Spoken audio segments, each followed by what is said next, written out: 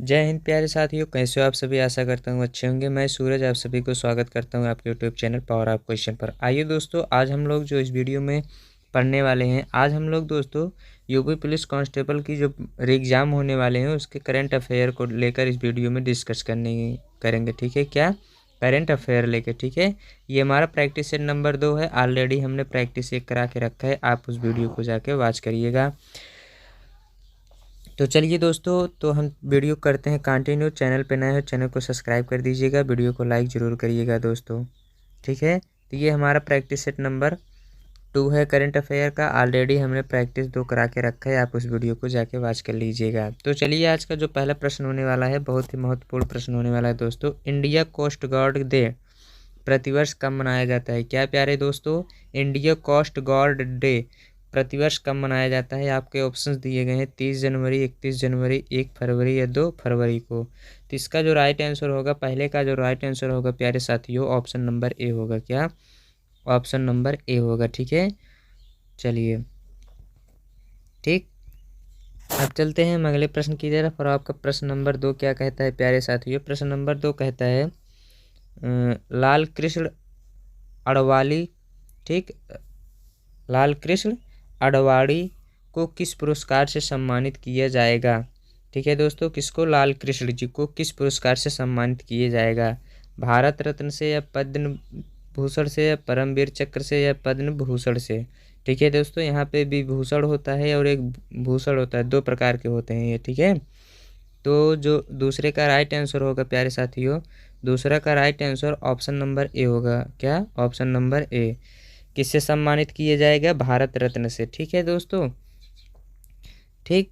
और किसके द्वारा सम्मानित किया जाएगा? तो ये प्रधानमंत्री मोदी जी के द्वारा, अपने भारत के जो प्रधानमंत्री हैं वर्तमान समय में, इनके द्वारा लाल कृष्ण अडवाणी को भारत रत्न पुरस्कार दिया जाएगा। ठीक है दोस्तों, और ये लाल कृष्ण अडवाणी जो थे, ये बीजेपी के संस्थापक थे। क्या? बीजेपी पार्टी जो है इसके संस्थापक थे। ठीक है दोस्तों, चलिए अब चलते हैं अगले प्रश्न की तरफ। और प्रश्न नंबर 3 क्या है? प्रश्न नंबर 3 कहता है रविचंद्रन अश्विन से पहले टेस्ट इतिहास में 500 विकेट लेने वाला एकमात्र भारतीय इतिहास क्रिकेटर कौन है? बहुत ही इंपॉर्टेंट प्रश्न है साथियों। आप लोग क्रिकेट बराबर देखते हैं, इसका आंसर आपको पता ही होगा। ठीक, अश्विन से पहले टेस्ट इतिहास में 500 विकेट लेने वाला एकमात्र भारतीय क्रिकेटर कौन था? विराट कोहली या अनिल कुंबले या सचिन तेंदुलकर या रोहित शर्मा? ठीक है, तो प्रश्न नंबर 3 का जो राइट आंसर होगा ऑप्शन नंबर बी होगा। क्या होगा साथियों? Option number B, Anil Kumble ना। अनिल कुंबले ने टेस्ट में दोस्तों, अनिल कुंबले ने टेस्ट में 105 टेस्ट खेला था। कितना? 105 टेस्ट मैच खेले थे, जिसमें से 500 विकेट लिए थे साथियों। ठीक है, कितने मैचों में? 105 टेस्ट खेले थे, तब इन्होंने 500 विकेट लिया था। ठीक है, ये भारत के पहले ऐसे एक क्रिकेटर खिलाड़ी थे। चलिए, आशा करता हूँ आपको कोई डाउट नहीं होगा। चलिए अगले प्रश्न की तरफ चलते हैं। प्रश्न नंबर 4 क्या कहता है? प्रश्न नंबर 4 कहता है साथियों, विश्व आर्द्रभूमि दिवस 2024 का विषय क्या है? जो विश्व आर्द्रभूमि दिवस 2024 का वो विषय क्या है? इसका विषय क्या है? इसका मेन रीजन क्या है दोस्तों? इसका मेन रीजन जो है ऑप्शन नंबर सी होगा। क्या? आर्द्रभूमि और मानव कल्याण। इसका मेन रीजन क्या है? आर्द्रभूमि और मानव कल्याण। ठीक है, ऑप्शन नंबर सी आपका राइट आंसर होगा। विश्व आर्द्रभूमि दिवस 2024 का जो आर्द्रभूमि और मानव कल्याण का इसका लक्ष्य है कि मानव कल्याण के सभी पहलू, जैसे जैसे आपके शारीरिक, ठीक, जैसे शारीरिक मानसिक और पर्यावरण, क्या? और पर्यावरण, ठीक, आर्द्रभूमि के स्वास्थ्य के कैसे जुड़े होंगे? ठीक है, इसका मेन उद्देश्य यही है कि आपका शारीरिक, मानसिक और पर्यावरण, ये सब आर्द्रभूमि मानव कल्याण से एक दूसरे से कैसे संबंधित हैं। ठीक है दोस्तों, चलिए अब चलते हैं हम अगले प्रश्न की तरफ। तो प्रश्न नंबर 4 का राइट आंसर क्या होगा? ऑप्शन नंबर सी ही होगा। ठीक है, तो इसका मेन विषय क्या है? इसका मेन विषय यही है कि इसका मेन लक्ष्य यही है दोस्तों कि मानव कल्याण के सभी पहलू, जैसे शारीरिक, मानसिक और पर्यावरण आर्द्र भूमि के स्वास्थ्य से कैसे जुड़े हुए हैं। इसका मेन उद्देश्य, इसका मेन विषय यही है। ठीक है साथियों, चलते हैं अगले प्रश्न की तरफ। प्रश्न नंबर 5 क्या कहता है। प्रश्न नंबर 5 कहता है एशिया के सबसे बड़े विमानन एक्सपो इंडिया 2024 का आयोजन कहाँ किया जा रहा है। लखनऊ में, जयपुर, चेन्नई या हैदराबाद। तो प्रश्न नंबर 5 का राइट आंसर होगा ऑप्शन नंबर डी। क्या होगा, ऑप्शन नंबर डी। प्रश्न नंबर 5 का जो राइट आंसर होगा आपका डी होगा। चलिए साथियों, हम चलते हैं अगले प्रश्न की तरफ। प्रश्न नंबर 6 क्या कहता है। इस वर्ष गणतंत्र दिवस समारोह के मुख्य अतिथि कौन है। इस बार गणतंत्र दिवस के मुख्य अतिथि कौन है साथियों। इमैनुअल मैक्रोन या जो बाइडन या अब्देल फतह अल सीसी या ऋषि सुनक। तो प्रश्न नंबर 6 का जो राइट आंसर होगा ऑप्शन नंबर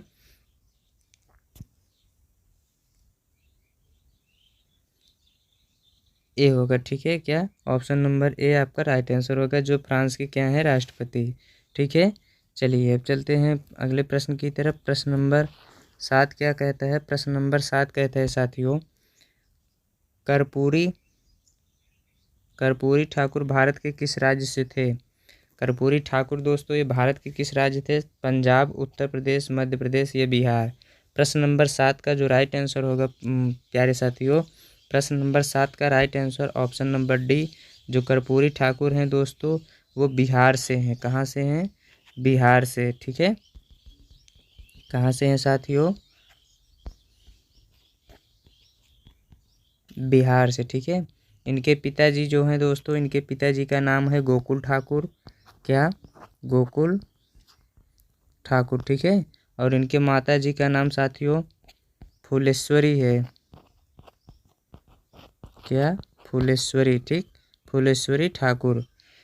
कर्पूरी ठाकुर भारत के बिहार राज्य से हैं। इनके पिता का नाम गोकुल ठाकुर है, इनके माता जी का नाम क्या है, फुलेश्वरी ठाकुर। ठीक है, चलिए अब चलते हैं प्रश्न नंबर 8 की तरफ। उस अगले प्रश्न की तरफ अब हम पढ़ते हैं।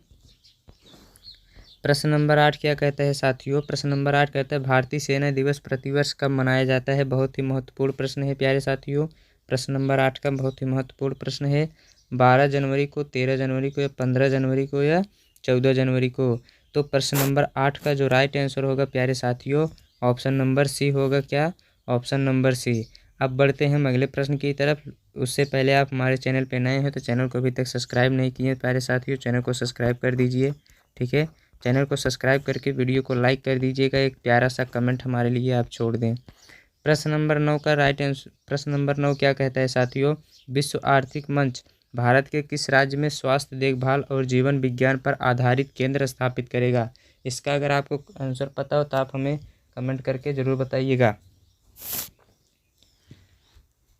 प्रश्न नंबर 9 का जो राइट आंसर होगा प्यारे साथियों ऑप्शन नंबर डी होगा। क्या, ऑप्शन नंबर डी, तेलंगाना में। विश्व आर्थिक मंच भारत के किस राज्य से है, तो वो कहाँ से है, तेलंगाना से। ठीक है, ये स्वास्थ्य देखभाल जीवन विज्ञान पर आधारित केंद्र स्थापित करेगा। ठीक है दोस्तों, कहाँ पे स्थापित होगा, तेलंगाना में होगा।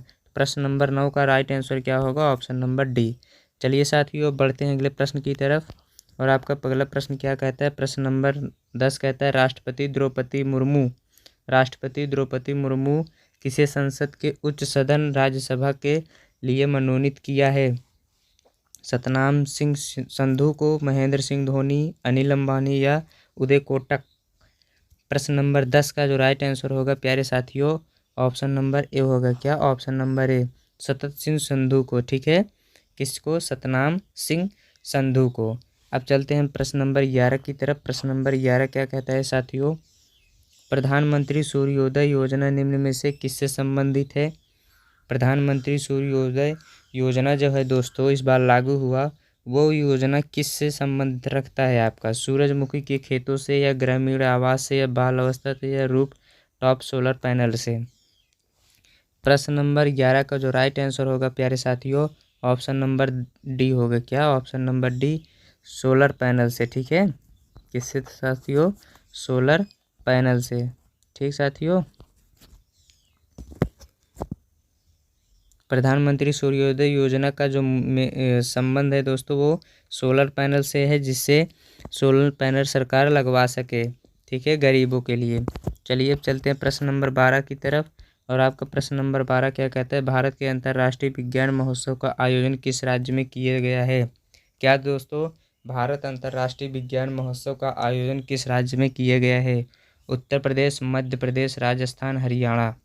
तो प्रश्न नंबर 12 का जो राइट आंसर होगा साथियों, ऑप्शन नंबर डी होगा। क्या, ऑप्शन नंबर डी। ये हरियाणा में, हरियाणा के कहाँ पे, हरियाणा के फरीदाबाद में,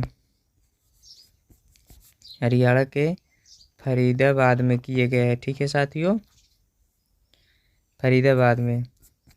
चलिए अब चलते हैं हम अगले प्रश्न की तरफ। प्रश्न नंबर 12 क्या कहता है, प्रश्न नंबर 12 कहता है साथियों, नए निर्देशकों के अनुसार कोचिंग सेंटरों में नामांकन के लिए छात्रों की न्यूनतम आयु क्या है। 14 वर्ष, 12 वर्ष, 16 वर्ष या 18 वर्ष। प्रश्न नंबर 13 का जो राइट आंसर होगा ऑप्शन नंबर सी होगा। क्या, ऑप्शन नंबर सी। आप लोग साथियों कमेंट करके एक चीज़ हमें ज़रूर बताइएगा,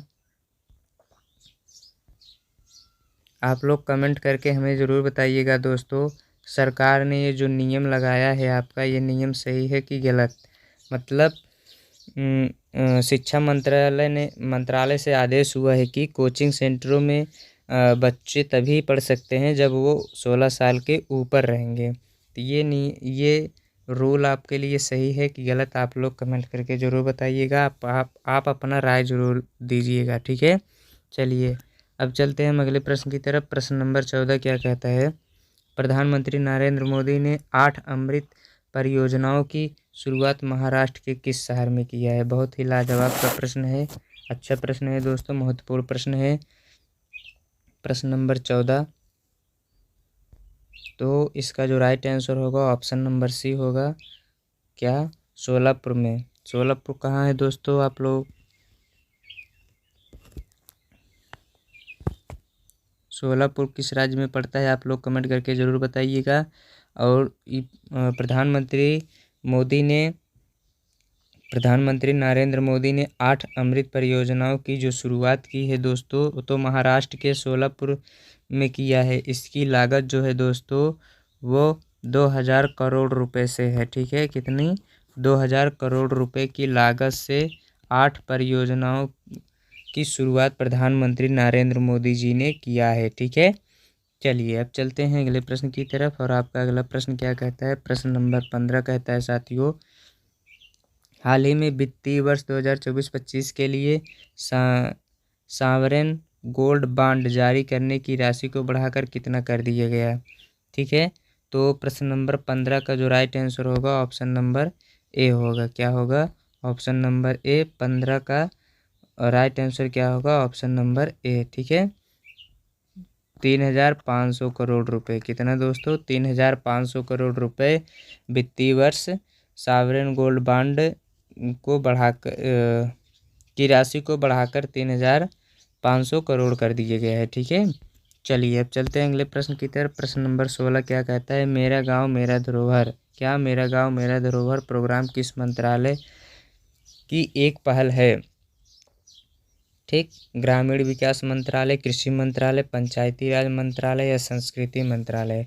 तो प्रश्न नंबर 16 का जो राइट आंसर होगा प्यारे साथियों, ऑप्शन नंबर डी होगा। संस्कृति मंत्रालय ने के द्वारा ये प्रोग्राम किया जाता है, मेरा गांव और मेरा धरोहर। ठीक, तो प्रश्न नंबर 16 का जो राइट आंसर होगा ऑप्शन नंबर डी आपके लिए राइट आंसर।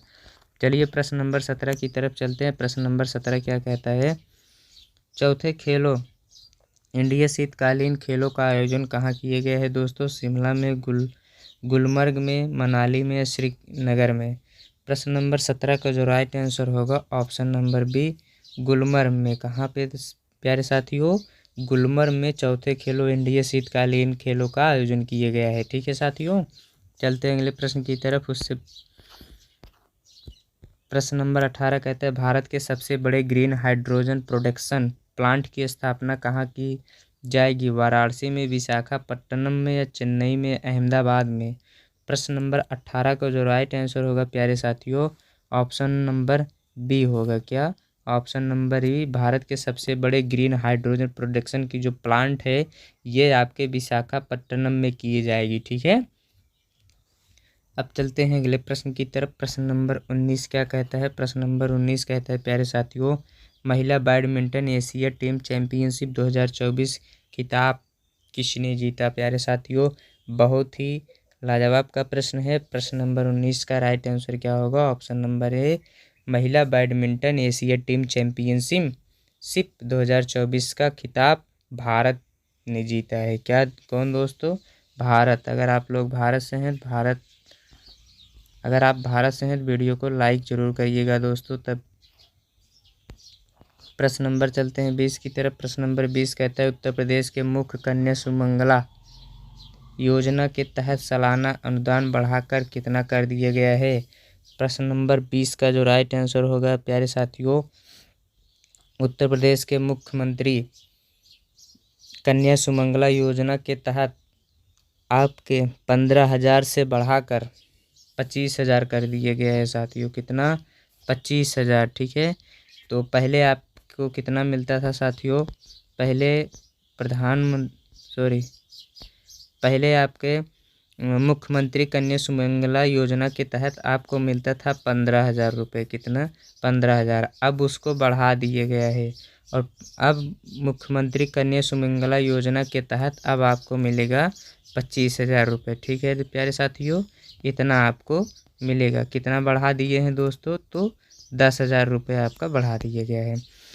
ठीक है साथियों, अब प्रश्न नंबर अगले की तरफ चलते हैं। अगला प्रश्न कहता है हाल ही में यूपीआई शुरू करने वाला पहला यूरोपीय देश कौन बना? नॉर्वे, चीन, जापान या फ्रांस? इसका आंसर आप लोग कमेंट करके हमें ज़रूर बताइएगा दोस्तों।